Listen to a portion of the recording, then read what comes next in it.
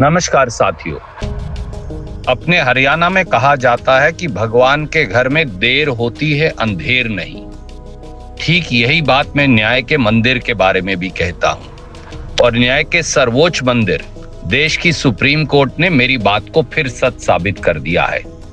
पूरा मामला समझने से पहले आप दैनिक भास्कर अखबार की इस हेडलाइन को देखिए।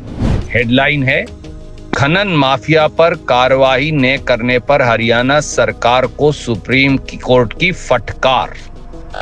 नीचे खबर में विस्तार से है, जिसका लब्बो-लुबाब है कि अगर नायब सैनी सरकार में जरा सा भी शर्म और लाज हया बची होगी तो वो सुप्रीम कोर्ट की इस फटकार के बाद या तो इस्तीफा दे देंगे और या फिर माइन माफिया पर सदा सदा के लिए अंकुश लगा देंगे। दरअसल सुप्रीम कोर्ट की फटकार केवल फटकार नहीं, वो खनन माफियाओं की गोद में बैठी नायब सैनी सरकार के पापों का पर्दाफाश है। सुप्रीम कोर्ट ने हरियाणा की भाजपा सरकार से साफ शब्दों में कहा है कि उन्होंने खनन माफिया के खिलाफ कोई ठोस कदम नहीं उठाया है। नूह जिले में अरावली की पहाड़ी अब वीरान हो गई है। हरियाणा की भाजपा सरकार के राज में धड़ल्ले से रवा, बसईमेव, घाटा, शमशाबाद, चित्तौड़ा तथा कई अन्य गांवों के अरावली वन क्षेत्र में खुलेआम खनन होता रहा, लूट होती रही और भाजपा सरकार आंखें मूंद कर बैठी रही। सर्वोच्च न्यायालय यानी सुप्रीम कोर्ट की ओर से गठित केंद्रीय अधिकार प्राप्त समिति CEC ने शिकायत के बाद अपनी जांच रिपोर्ट तैयार कर हरियाणा के मुख्य सचिव को कार्रवाई करने के निर्देश दिए।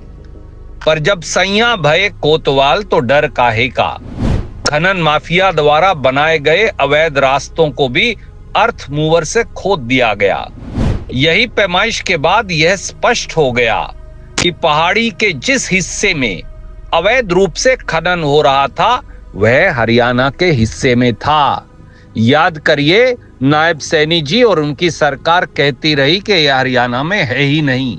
अब तो सुप्रीम कोर्ट में रिपोर्ट आ गई। राजस्थान का हिस्सा बताकर पहाड़ी को तोड़ा जा रहा था।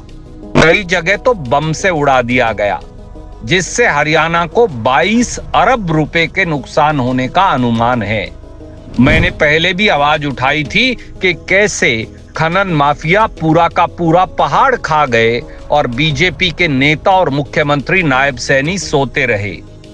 दोस्तों, सुप्रीम कोर्ट के जो अभी पूरे मामले में जो शब्द कहे हैं वह हरियाणा की जनता के दिल की आवाज हैं। मैं सालों से इस आवाज को बुलंद करते आया हूं। मैं वर्षों से सबूतों के साथ साबित करता आ रहा हूं कि हरियाणा की धरती को भाजपा द्वारा नोचा जा रहा है, लूटा खसूटा जा रहा है, हमारे पहाड़ों को काटा जा रहा है, नदियों की कोख से बालू लूटी जा रही है और भाजपा सरकार आंखें मूंद कर शायद इसलिए खामोश है क्योंकि कट कमीशन के लूट के इस खेल में उनकी सीधी हिस्सेदारी है। दोस्तों, हरियाणा के नागरिकों, हरियाणा के मालिकों, सुप्रीम कोर्ट ने तो न्याय कर दिया। सैनी सरकार और खनन माफियाओं की मिली भगत पर सीधा सवाल खड़ा कर दिया।